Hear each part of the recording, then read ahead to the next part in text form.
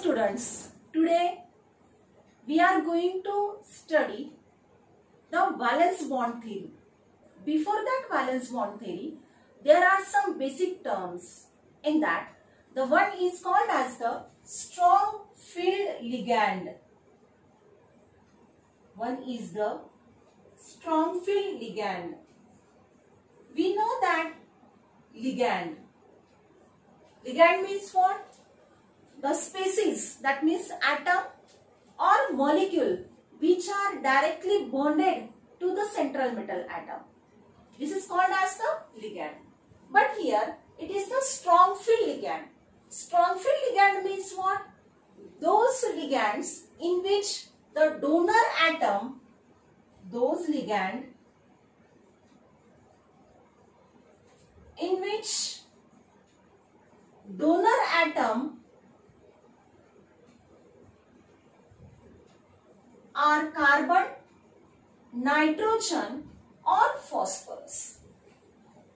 If in a ligand the donor atom is carbon, nitrogen or phosphorus, then such a ligand is called as the strong field ligand. Now the second characteristic of this strong field ligand, they form or they causes spin pairing. They causes spin pairing. This spin pairing concept which we will be discussed in the valence bond theory more detailedly. Now the next one, they form low spin complex. They form low spin complexes. And examples are what? Examples are Cn minus, CO carbon monoxide, NC isocyanide, NH3 amine or En. That means it is the ethylene diamine. Such ligands are the strong field ligand because the donor atom are what? Carbon, nitrogen or phosphorus. In this En, ethylene diamine is a bidentate ligand in which what? The nitrogen, this CH2, NH2 and NH2, and this nitrogen atom which is the donor atom. Hence this ethylene diamine is also the example of strong field ligand. This is about the strong field ligand. This strong field ligand which will be very essential in the valence bond theory. Now the second is weak field ligand. The second one is called as the weak field ligand. This weak field ligand which is exactly opposite to that of the strong field ligand. Now in this weak field ligand, the ligands in which the donor atom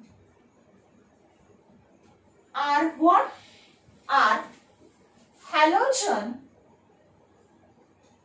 or oxygen or sulfur.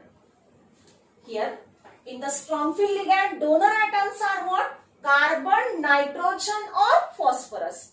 But in this weak field ligand, the donor atoms are halogen, oxygen or it is the sulfur one. Now the second characteristic is what? They does not causes spin pairing. They does not causes spin pairing. Here the pairing does not take place when the weak field ligand which is attached to the central metal atom. Now the third one, they form high spin complex. They form high spin complex. When the weak field ligand is attached to central metal atom, then such a ligand form the high spin complexes. And the last one, what are their examples? Donor atom is a halogen. That means examples are fluorine, chlorine, bromine or iodine. All these are the halogens. And the second one, if the oxygen atom is attached, then it is what? C2O4, which is called as the oxalate. In the oxalate, carbon double bond. This is the oxygen and oxygen. And this oxygen, which is the donor atom. Hence, this oxalate is the example of weak field ligand. And the next one is the thiocyanate. It is called as the STN, which is called as the thiocyanate. This is about the examples of this weak field ligand. These two terms which are very essential for studying the valence bond theory. Now, the question may be asked as, what are the strong field ligand and weak field ligand? Write one examples. असा सुद्धा प्रश्न त्या ठिकाणी त्याच्यामध्ये तुम्हाला विचारला जाऊ शकतो. किंवा या दोन टर्म्स ज्या आहेत त्या आपल्याला व्हॅलेन्स बॉन्ड थेअरी मध्ये सुद्धा आपल्याला तिथे त्या ठिकाणी इसेन्शियल आहे. त्यानंतर नेक्स्ट आहे concept valence bond theory discuss करण्यासाठी परत एक नेक्स्ट बेसिक टर्म आहे which is called as the type of hybridisation आणि जॉमेट्री ऑफ द कॉम्प्लेक्स. म्हणजे त्या कॉम्प्लेक्सची जॉमेट्री ही कशावर डिपेंड असते? त्याच्या टाइप ऑफ हायब्रिडायझेशन वर डिपेंड असते. हायब्रिडायझेशन हा कन्सेप्ट तुम्ही 11वी मध्ये डिस्कस केलेला आहे. त्यानुसार जर त्या ठिकाणी हायब्रिडायझेशन जर sp टाइपचं जर असेल तर त्याची जॉमेट्री ही लिनियर असते. जर हायब्रिडायझेशन sp2 टाइपचं जर असेल तर ट्रायंग्युलर प्लेन किंवा ट्रायंग्युलर असं सुद्धा म्हणू शकतो आपण, त्याची जॉमेट्री ट्रायंग्युलर असते. त्यानंतर sp3 टाइपचं जर असेल तर जॉमेट्री ही टेट्राहेड्रल असेल. जर हायब्रिडायझेशन dsp2 टाइपचं जर असेल तर स्क्वेअर प्लॅनर ही त्याची जॉमेट्री असेल. त्यानंतर dsp3 टाइपचं हायब्रिडायझेशन जर असेल तर ट्रायगोनल बायपिरामिडल ही त्या कॉम्प्लेक्सची जॉमेट्री असते. किंवा d2sp3 किंवा त्यालाच आपण रिव्हर्स लिहिलं sp3d2 जर या टाइपचं हायब्रिडायझेशन जर असेल तर जॉमेट्री ही त्याची ऑक्टाहेड्रल असते. आणि d3sp3 टाइपचं हायब्रिडायझेशन जर असेल तर पेंटागोनल बायपिरामिडल ही त्याची जॉमेट्री असते. तर आता यामध्ये आपल्याला माहिती की टेट्राहेड्रल आणि स्क्वेअर प्लॅनर की ज्यामध्ये त्याचा कोऑर्डिनेशन नंबर हा त्या ठिकाणी 4 असतो आणि ऑक्टाहेड्रल जर त्या ठिकाणी जॉमेट्री जर म्हटलं आपण तर त्यामध्ये कोऑर्डिनेशन नंबर हा त्याचा 6 असतो. तर अशा प्रकारे ही टर्म्स ही बेसिक टर्म्स आहे. जेव्हा व्हॅलेन्स बॉन्ड थेअरी आपण डिस्कस करूया तेव्हा तुम्हाला टाइप ऑफ हायब्रिडायझेशन तुम्हाला सांगायचं आहे आणि ते टाइप ऑफ हायब्रिडायझेशन वरून आपल्याला त्याची जॉमेट्री ही त्या ठिकाणी डिस्कस करता येते. त्याच्यानंतर अजून एक टर्म आहे पहा, यामध्ये मॅग्नेटिक प्रॉपर्टी नेक्स्ट आहे which is called as the magnetic property. म्हणजे तुम्हाला त्या कॉम्प्लेक्सची मॅग्नेटिक प्रॉपर्टी ही तुम्हाला डिसाइड करायची आहे. मग ही मॅग्नेटिक प्रॉपर्टी ही आयदर पॅरामॅग्नेटिक असेल, it is either paramagnetic or it is the diamagnetic. It is paramagnetic or diamagnetic. When we say that the magnetic property is a paramagnetic, if in a molecule it contains one or more unpaired electron, then it is what? Then it is the paramagnetic. That means if one or more unpaired electrons are present, then we can say that their property, magnetic property, is the paramagnetic.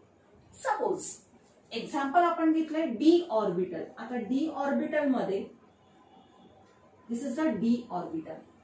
पण त्या D orbital मध्ये हे sub orbitals आपल्याला माहिती आहेत की dxy, dyz, dxz, dx² minus y² आणि dz² हे त्याचे सब ऑर्बिटल्स आहेत.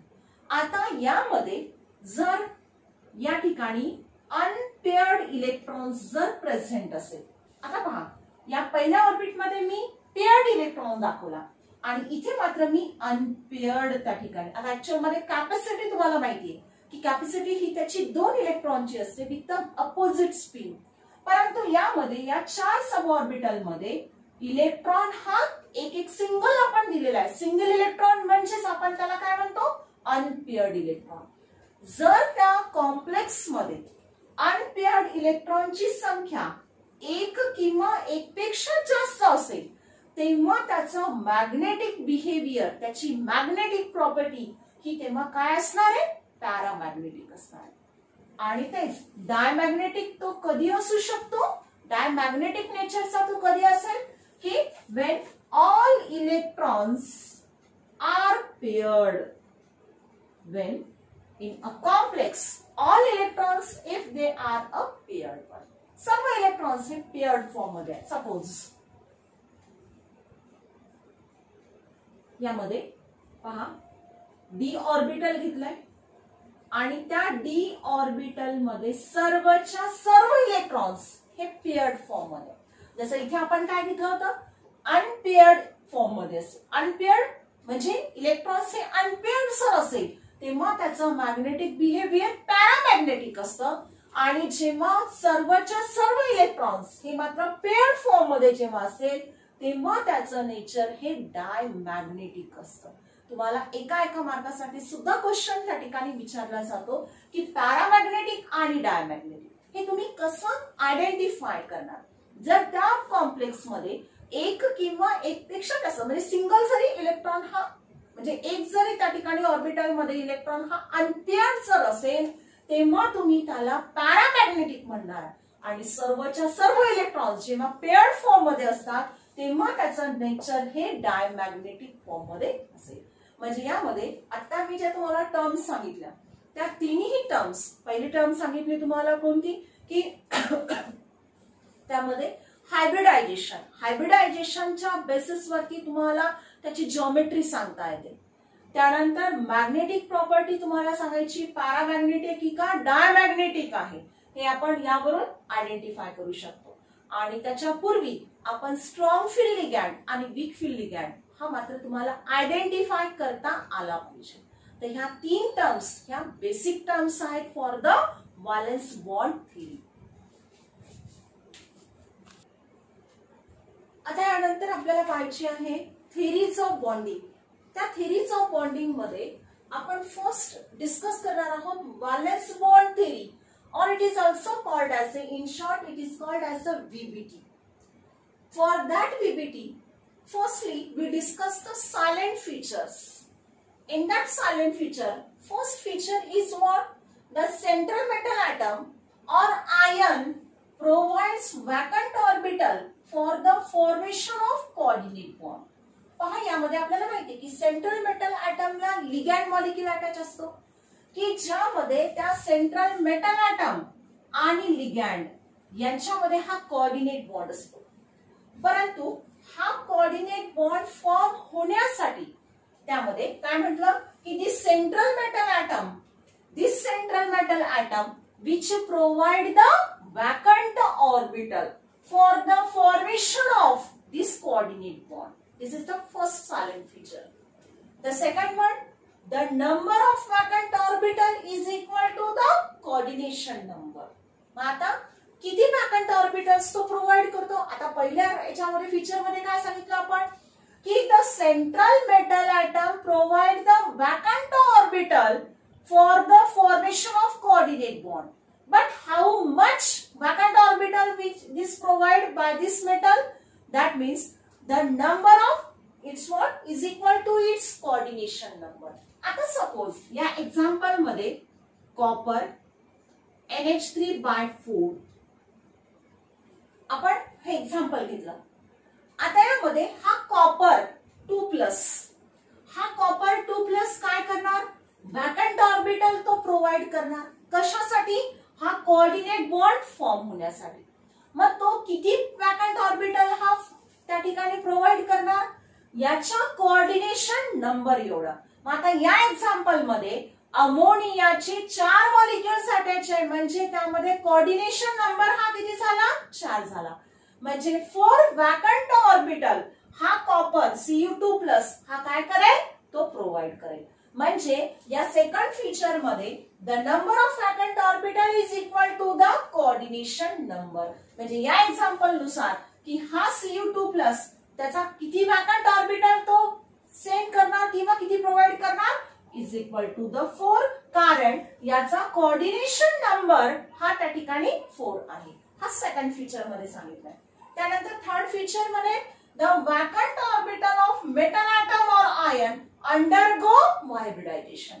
म्हणजे हा सेंट्रल मेटल एटम प्रोव्हाइड करणार काय? Vacant orbital. किती वॅकंट ऑर्बिटल प्रोव्हाइड करेल तो? त्याच्या कोऑर्डिनेशन नंबर एवढं. आणि ते वॅकंट ऑर्बिटल काय करतात? ते अंडरगो द हायब्रिडायझेशन. ते हायब्रिडायझेशन मध्ये जाणार. This is the third feature. Next one, the type of hybridization decide the structure. आपण पाहिले की सपोज जर त्या ठिकाणी हायब्रिडायझेशन जर sp3 जर असेल तर त्यावरून आपल्याला त्याचा स्ट्रक्चर जॉमेट्री सांगता येते. त्याची जॉमेट्री असेल इट इज द टेट्राहेड्रल. म्हणजे त्याचं स्ट्रक्चर, त्याची जॉमेट्री त्या कॉम्प्लेक्सची कोण डिसाइड करतं? टाइप ऑफ हायब्रिडायझेशन डिसाइड करणार. तर this is the next one. त्यानंतर नेक्स्ट फीचर मध्ये सांगितलंय की n-1d और nd ऑर्बिटल. लक्षात घ्या, n-1, n म्हणजे स्मॉल n म्हणजे नंबर ऑफ शेल्स आपण सांगतो. तर त्यामध्ये n-1d, d हा ऑर्बिटल आहे, और nd orbital used in hybridisation. Hybridisation आपण याच्यामध्ये सांगितलं की vacant orbital undergo the hybridisation. परंतु त्या हायब्रिडायझेशन मध्ये कोणते ऑर्बिटल्स यूज केले जातात? n-1d किंवा nd हे ऑर्बिटल्स त्यामध्ये हायब्रिडायझेशन साठी यूज केले जातात. नेक्स्ट त्याच्यामध्ये for hybridisation when n-1d orbital is used. आता पहा, पहिल्या फीचर मध्ये काय सांगितलं? n-1d ऑर्बिटल किंवा nd हा ऑर्बिटल हायब्रिडायझेशन साठी यूज करतो. आता यामध्ये पुढच्या ह्याच्यात काय सांगितलंय की जर n-1d orbital if it is used for hybridization then it is called as the inner orbital complex. पहा, n-1d ऑर्बिटल जर यूज करत असू आपण हायब्रिडायझेशन मध्ये, जर हायब्रिडायझेशन मध्ये तो n-1d ऑर्बिटल जर जात असेल तेव्हा त्याला तुम्ही इनर ऑर्बिटल कॉम्प्लेक्स म्हणायचं आहे. आणि जर nd ऑर्बिटल हा यूज करत असू आपण हायब्रिडायझेशन साठी then it is called as the outer orbital complex. म्हणजे पहा, या व्हॅलेन्स बॉन्ड थेरीच्या बेसिस वरती तुम्हाला जेव्हा एखादा कॉम्प्लेक्सची म्हणजे स्ट्रक्चर डिस्कस करायचं जेव्हा असते तेव्हा हे पॉइंट्स त्या ठिकाणी अतिशय महत्वाचे. तेव्हा तुम्हाला विचारतात की हा आउटर कॉम्प्लेक्स आहे का तो इनर कॉम्प्लेक्स आहे? इनर कॉम्प्लेक्स म्हणजे काय?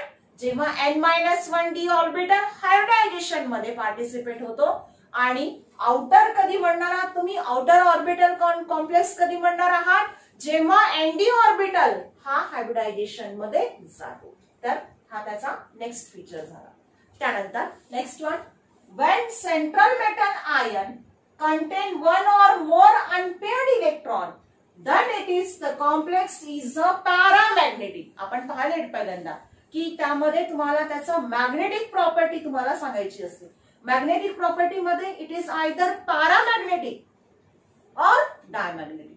पॅरामॅग्नेटिक हा कधी असतो? जेव्हा त्यामध्ये त्या central metal ion if it content one और मोर अनपेअर्ड इलेक्ट्रॉन. अनपेअर्ड इलेक्ट्रॉन दिसला तिथे then it is called as the paramagnetic. म्हणजे तुम्ही त्याचं मॅग्नेटिक बिहेवियर सांगा. and if all electrons are paired then it is what? then it is diamagnetic. तेव्हा मात्र तो डायमॅग्नेटिक नेचरचा असतो. आणि लास्ट याच्यामध्ये लास्ट सायलेंट फीचर मध्ये स्ट्रॉंग फील्ड लिगॅंड कोणकोणते असं स्ट्रॉंग फील्ड लिगॅंड पाहिले आपण. NH3 जेव्हा डोनर ऍटम हा नायट्रोजन किंवा कार्बन असतो तेव्हा तुम्ही त्याला काय म्हणता स्ट्रॉंग फील्ड लिगॅंड. मग in this strong field ligand causes spin pairing and this process is called as the spin pairing process. पहा स्ट्रॉंग फील्ड लिगॅंड जर असेल तर स्ट्रॉंग फील्ड लिगॅंड काय कॉज करतात, दे कॉजेस द पेअरिंग कॉज करतात and the process is called as the spin pairing process. कधी कधी तुम्हाला 1 मार्कासाठी डेफिनेशन पण विचारली जाते की what is mean by the spin pairing process. Spin pairing process हा कोणता मॉलिक्यूल, जो मॉलिक्यूल कसा आहे की किंवा लिगॅंड म्हणू आपण त्याला, की this strong field ligand which causes the pairing of electron and such a process is called as the spin pairing process. तर हे सर्व या व्हॅलन्स बॉन्ड थेअरीसाठी असणारे सायलेंट फीचर्स आहेत. लक्षात घ्या, तुम्हाला 2 मार्कासाठी जर write the silent features of VBT जर विचारलं व्हॅलन्स बॉन्ड थेअरी तर यामध्ये तुम्हाला 2 मार्कासाठी विचारलं तर 4 लिहायचे आहेत. जर तुम्हाला 3 मार्कासाठी जर विचारलं तर तुम्हाला 6 त्या ठिकाणी त्याचे फीचर्स लिहावे लागतील. तर this is about the valence bond theory आणि हे त्याचे सायलेंट फीचर्स आहेत.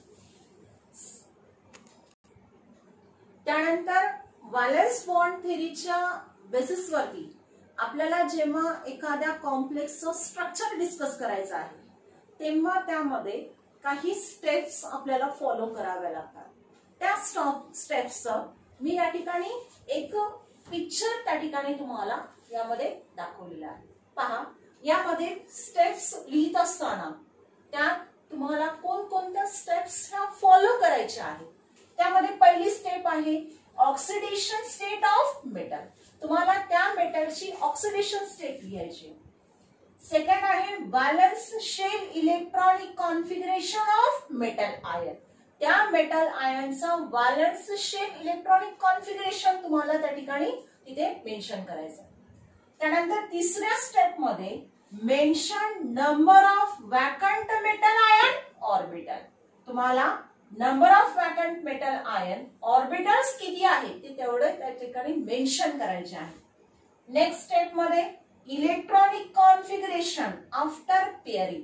आता आपल्याला माहिती आहे की जर स्ट्रॉंग फील्ड लिगॅंड असेल तर पेअरिंग होते. तर पेअरिंग झाल्यानंतर तुम्हाला त्याचं इलेक्ट्रॉनिक कॉन्फिगरेशन लिहायचं आहे आणि तिथे मेन्शन करा. मेन्शन हाय स्पिन और लो स्पिन. हाय स्पिन कधी असतो, जेव्हा वीक फील्ड लिगॅंड त्याला अटॅच असेल तर तो हाय स्पिन असेल. आणि लो स्पिन कधी असेल, जेव्हा त्या ठिकाणी स्ट्रॉंग फील्ड लिगॅंड हा अटॅच असेल. म्हणजे तिथे तुम्हाला दोन्ही गोष्टी मेन्शन करायच्या आहेत. इलेक्ट्रॉनिक कॉन्फिगरेशन लिहायचं आहे आफ्टर पेअरिंग आणि दुसरं म्हणजे हाय स्पिन आहे का लो स्पिन आहे हे सुद्धा तुम्हाला त्या ठिकाणी मेन्शन करायचं आहे. नेक्स्ट स्टेप मध्ये show the available orbital for the hybridisation. Hybridisation साठी किती ऑर्बिटल्स असतात अवेलेबल आहेत हे अवेलेबल ऑर्बिटल्स तुम्हाला त्या ठिकाणी मेन्शन करायचे. त्यानंतर electronic configuration after complex formation. Complex form झाल्यानंतरच सुद्धा इलेक्ट्रॉनिक कॉन्फिगरेशन तुम्हाला त्या ठिकाणी तिथे मेन्शन करायचं आहे. नेक्स्ट स्टेप मध्ये स्ट्रक्चर किंवा जॉमेट्री तुम्हाला त्यामध्ये त्याची लिहायची आहे.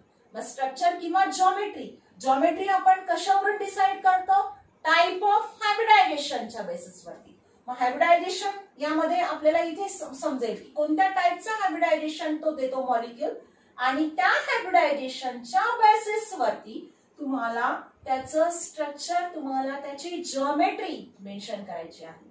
आणि सर्वात शेवटी त्याची मॅग्नेटिक प्रॉपर्टी तुम्हाला या ठिकाणी डिस्कस करायची.